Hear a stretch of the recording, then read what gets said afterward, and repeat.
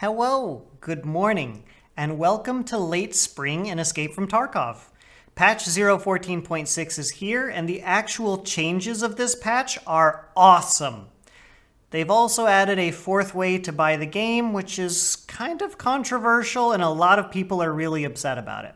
But first, let's talk about the actual changes this patch that are awesome that I think a lot of people are overlooking. So in terms of the list of changes, we are now entering the season of late spring, and the game is beautiful.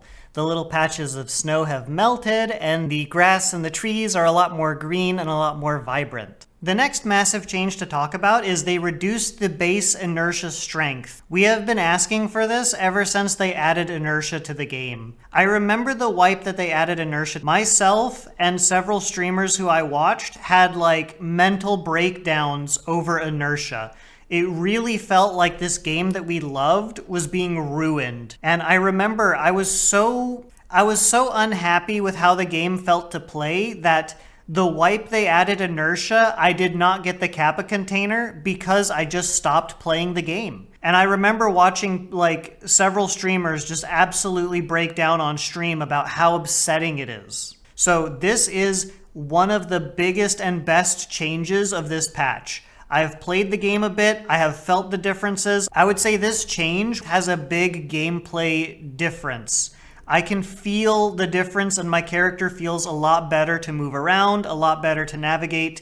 The reduction in inertia is awesome. This is one of the best changes of this patch. This is a massive W for the community and for the people who play this game. But yeah, with the inertia strength change, we've been asking for this for like 3+ years. So this is like finally they've done this, which, you know, whether people are criticizing BSG for all these like microtransaction stuff coming to the game, they are finally making some really good changes. Like, for example, you can see damage and penetration on ammos now. You can see what armor ammo will penetrate through. They finally fixed interchange lighting because for such a long time it has been a meme, right? Oh, we adjusted the lighting on interchange. Oh, finally it'll get better. And then you load in and you're like, why did they make it darker? Everybody wants this map to be brighter, and every time they adjust the brightness, they make it darker. I don't understand. Finally, they have fixed interchange lighting. So BSG is finally doing some good changes to the game, and this base inertia strength is one that we have wanted for a very, very long time. And this, for a lot of people, is everything. If this was the one and only thing this patch, I think people would be like, thank goodness, this is great. This is such a big deal. Reduce the aim punch effect. A lot of people complain about aim punch and they're very upset about it, so now it has been reduced. This reduction in aim punch effect is a good change for the game. I'm very happy to see this. Reduce the blur effect when taking damage. This is another really good change because when you're taking damage, it is hard to fight back or defend yourself when you can't even see the enemy who's attacking you. So this will make it easier for players who are ambushed to have a better chance of defending themselves. This will also help against, like, you know, even something as simple as fighting scavs, for example. This is a good change, and I'm happy to see this. Reduce the camera shake effect when shooting. This is another really good change to the game, and I'm glad they didn't overdo it. The weapons still feel good, they don't feel too stale, but the effect is less annoying now than it was previously, and I think this is a good change for the game. The last really massive thing that I can talk about is the armpit hitbox size has been reduced. A lot of people, myself included, have been saying remove the armpit hitbox, but having it reduced is the next best thing. I think this is an extremely good change because this wipe players have known the endless frustration of wearing very good armor and then dying to getting shot in the armpit. So it is good to see that they addressed that issue and they have reduced the size of the armpit hitbox. This is wonderful to see. It'll be very interesting while we're playing to see how effective it is in keeping our PMCs alive, and let's see if we die less to getting shot in the armpit. In terms of the body hitbox penetration rework and the armor penetration rework, this is stuff that we're going to have to learn and explore over the next few months, because I don't think anyone really truly 100% understands how this is going to affect the gameplay. My general impression is there was a strategy to use your arms to protect your thorax. And I think because of that, they made these adjustments to the body hitbox so that a player's arms will not protect their thorax the way it has been previously. Unfortunately, we don't really know much when they say they changed the threshold value to 20, because we don't know what the threshold value was before. My general impression, though, is I think these changes are to make it so that players' arms have a less greater effect of protecting the thorax. And in terms of the armor penetration rework, I am really not sure. We're going to have to play for a few months and do some testing to really understand if these changes are a good thing or a bad thing. Okay, now for the controversial part that everybody is very hyper-focused on. The reintroduction of a fourth purchasing option for the game. This is called the Unheard Edition, and a lot of people who have Edge of Darkness feel like they've been betrayed.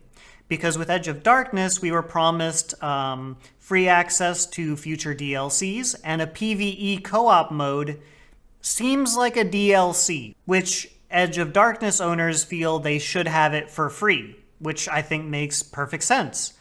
But instead, Edge of Darkness owners have to upgrade to the Unheard Edition to have access to the PvE co-op mode. And upgrading is not $20, it is $100. To go from Edge of Darkness to the Unheard Edition, the upgrade will cost $100. If you're looking to buy the Unheard Edition just straight up from having no account to Unheard, it is $250. So let's go through the bullet points one by one and talk about them. The Unheard Edition is now available for purchase on the website. Okay. Access to PvE co-op mode with persistent progression. Progression will not be reset with wipes. There was a lot of confusion about this. The way it works is you have your PvP character, which will get reset with wipes, and you will have a PvE character, which is separate, with a separate stash, with a separate inventory, separate skills. Your two characters are completely independent of each other. Your PvE character will not reset. Your PvP character will. And you can't transfer items over, like, oh, on my PvE character I found a LEDX. Let me give that to my PvP character. You can't do that. So initially when people saw that progression will not reset, there was a lot of confusion and a lot of anger of being like, so what, when the game wipes, people who have this edition will be able to stomp on people who are like level 1, level 2, level 3? And that's not the case. Your two characters are completely separate and independent from each other. This is a feature that I was very excited about and I've wanted in the game for a very long time. So as a creator who does a lot of like weapon testing, it's quite annoying that when a game wipes, I have to play for 2 months in order to unlock all the weapons, get enough money, do testing. With this, when a game wipes, I can just switch to my PvE account, buy the new guns, test them, and get videos and information out to people more quickly. Also, during times where there is a ridiculous amount of cheaters, like the game goes on sale, for example, then you can still enjoy playing Tarkov, but you can enjoy playing Tarkov in a more controlled environment where you're not getting griefed by people who are cheating. So once again, this is a feature that I really, really wanted in the game, and I've wanted it for a very long time. And it is truly a shame to see how they have implemented it. That it's locked behind an edition that people need to pay $100 more in order to have access to. This kind of content seems like it should be provided for free to people who have Edge of Darkness accounts, and maybe instead of it being like an exclusive feature for the Unheard Edition, maybe it should be in the expansion section so that people with a standard account or something can purchase the PvE co-op expansion. Having it locked only to an edition seems like a kind of weird way of doing it. And it's a real shame to people who have Edge of Darkness accounts because they feel betrayed that they should have had access to this kind of content for free, but instead they're being asked to pay $100 more for access to this content. Enhanced stash size, so 10 by 72. If I remember correctly, I think Edge of Darkness was 10 by 68. So this should be 4 lines of inventory more. So bigger stash, always better. Increase starting level of character skills. So from the trailer that they showed, the increased starting level is all your skills start at level 3. That's at least what they showed in the trailer. That is not a significant increase in the start of your character. The only skill that will really benefit from this is your sniper skill. But since they've reworked the sniper quest line, usually your sniper skill is high enough by the time you get to the quests that require your sniper skill to be a certain level. Other than that, for the normal player, this is probably not going to be that big of a deal. A lot of people are angry that this is pay to win because you start with higher skills, but level 3 skills is a very insignificant advantage. Sure, you can argue it is still an advantage, but it is not really that significant, if we're honest, in terms of like a gameplay advantage. Expanded PMC Pockets. So basically this turns your pockets into a scav vest, which for me symmetrically is pretty upsetting to look at. This means you can have magazines for weapons in your pockets.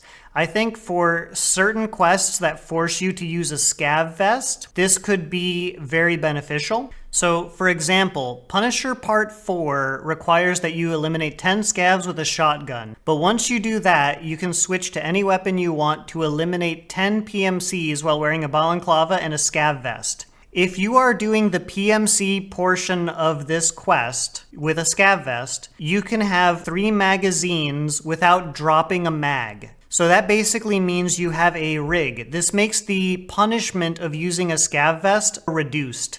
So having a scav vest for this quest is not going to be as punishing anymore because you basically have a normal rig anyway. Because if you can have 3 magazines without dropping a mag, that's basically a rig. So for quests like this, I think it'll be a large benefit to have these pockets. That is the situation where I think it will be most beneficial. So this is another thing that people are very upset about because they view it as a pay to win. It is certainly an advantage, and I think for this kind of quest, it is a much bigger advantage than people are considering. However, outside of this example, it's really not that big of a deal. Like when you're gearing up for a normal raid and you're bringing a normal rig, these 2 extra slots in your pockets is not going to be like a incredible difference. Like for example, I have a BlackRock rig right now, and I have multiple spaces for more magazines that I'm not even taking advantage of. Most people, when they bring a rig, there is room in the rig. So it's not like, oh, I really need pocket space. So under normal conditions, this is not that big of an advantage. Additional equipment and resources in stash. Now, I would gloss over this with the expectation of equipment doesn't matter, you just go into a raid, you die, you buy new gear, you try again. However, some of this equipment is actually pretty good and you can keep basically the entire time of your playthrough. So for example, with this, you get a weapons case, you get an ammo box, and you get a junk box. So typically when I'm starting a new playthrough, my first goal is to get enough money to buy a junk box. With this edition, you just start with a junk box. You just start with one. And that's a lot of convenience. Now, someone could say that's really not a big deal because you can get a junk box in 2 to 3 raids, basically. Or, 2 to 3 scav runs if you know where to look. That is something that I consider and I understand, but this is a lot of convenience for the start of a wipe. Imagine you're starting your wipe and you already have a junk box, a weapons case, and an ammo case. That's a lot of convenience. And also, depending if you're USEC or Bear, you can get an SR25 or an SBD. That's a very good weapon to start the wipe with. Granted, you die, you lose it, it's not a big deal. The boxes and cases are kind of more of the issue. All right, so in terms of equipment, I have to edit this in. So the picture for the Unheard Edition shows a Scar L with a red dot. What you actually get is you get a Scar L with a Tango 6. So you get an LPVO. This is actually not okay. This is a problem. because there's players who are going to start the wipe with an LPVO. So while the vast majority of the player base is running around with iron sights and red dots, the people who have access to this account will start with an LPVO, and that is a massive advantage for early wipe. And even if they die with it, the person who loots the weapon is going to have an LPVO. So this could potentially ruin the experience of early wipe for a lot of people. And what is a problem to me is, let's say the Scar L sucks, right? You can just move all this stuff over to your SR25. Now you have a meta suppressor SR25 with an LPVO and an ergo grip, and you have 160 rounds of M80. That's a lot of stuff for early wipe. I think this is actually not okay. And then you get a decent MP7 with a suppressor. But the main issue I have with this starting equipment is the LPVO, the Tango 6 here. This is not okay. People should not start the wipe day one with an LPVO. That is way too much of an advantage.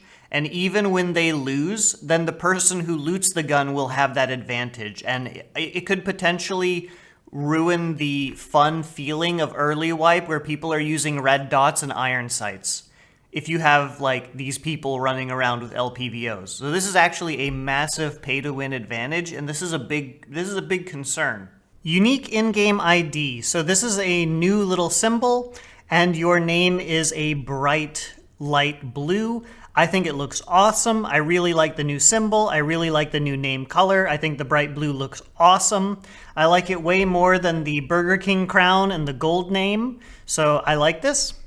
Unique radio electronic item, Mark of the Unheard. So I don't have any firsthand experience using this, but I've watched a couple of streamers use it. Basically, my understanding of it is like this. It makes purchase of in-game services cheaper. So what that means is if you hire the BTR taxi or you do the car extract, those services will be cheaper. The downside is if you kill any scavs while you have this item, you will lose reputation with Fence. That seems to be the pros and cons of this item. A lot of people were speculating that this item would let you go to the Lightkeeper Island, but not necessarily talk to Lightkeeper, but like you could loot the island and that would be very beneficial early wipe. Thankfully, it does not let you do that. It seems like the pros and cons of this item is using the car extract is cheaper, hiring the BTR taxi is cheaper, but if you kill scavs, you will lose reputation with Fence. That seems to be the pros and the cons of this item. Unique in-game melee weapon. This is important to somebody, but it's not important to me because I do not even use melee weapons. They're just additional weight for your kit that is unnecessary. The only time I bring a melee weapon is if it's Red Rebel so that I can take the extract. Unique in-game armband. Again, this is important for somebody, but it's not important for me. I collect armbands because it's kind of fun, but you can see I still have the found and raid status on all of them because I don't wear them. I don't wear armbands. It's not important to me. It is kind of cool, I guess, if you're into that. Increased mail retention time. This is actually very cool and very good. So when you receive mail, it has a certain amount of time before it expires, and you will no longer be able to accept the reward. So you get mail as like quest rewards or as insurance. So this should increase the mail retention time. I don't know if it'll work for insurance. I'm assuming it will, but we'll have to see.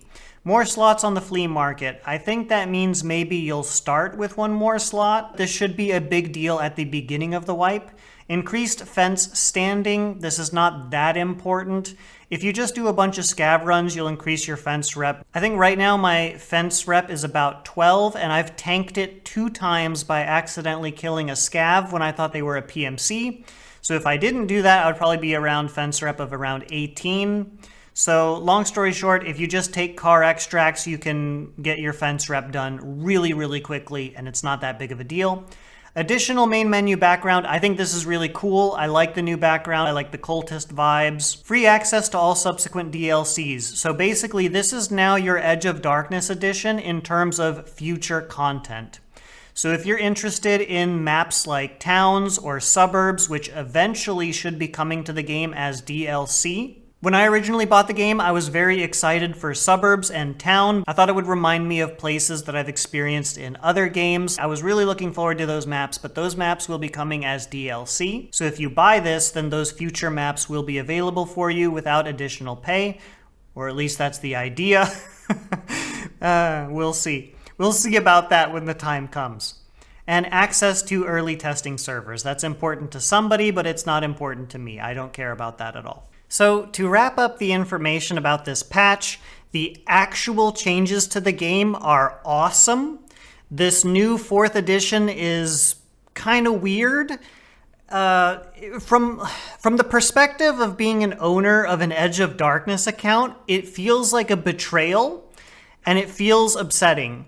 From the perspective of someone who has a standard account and they're upset that they can't get a gamma container, they can't get the enhanced stash space, this is a very welcome return to have a 4th edition that's purchasable. Because it sucks when you have a new player that you're talking to and they're like, hey, how do I get a gamma container? And you're like, you got to get Edge of Darkness, which is no longer available. So you have to use your alpha container, and then you can upgrade to a beta container. And if you do the entire Punisher quest line, then you get an Epsilon container. Then you can get the Kappa container. So that's a lot of stuff to ask a new player to do. So for a new player to have the option where a gamma container is available, that's a very nice addition to have access to. Now, the criticism from a new player perspective would be, let's say I start with a standard account, which is $50. If I want to upgrade to the Unheard Edition, that's $200 more to upgrade. That's a lot of money. Where previously I only had to spend an additional $70 to get to Edge of Darkness Edition. So it is more money, but it is an option. So wrapping this all up, the mechanical changes this patch are fantastic. The introduction of the 4th purchasing option has started a lot of controversy. A lot of people are angry. A lot of people believe that the PvE content should be given for free for people with Edge of Darkness because it is kind of like DLC. It is content that is downloadable. Some other people are just happy that the PvE content is even coming to the game at all. And here's the thing. The Tarkov community is very passionate, but let's not be immature. We can hate the situation, but let's not hate each other. With that, that's what's going on with patch 0.14.6.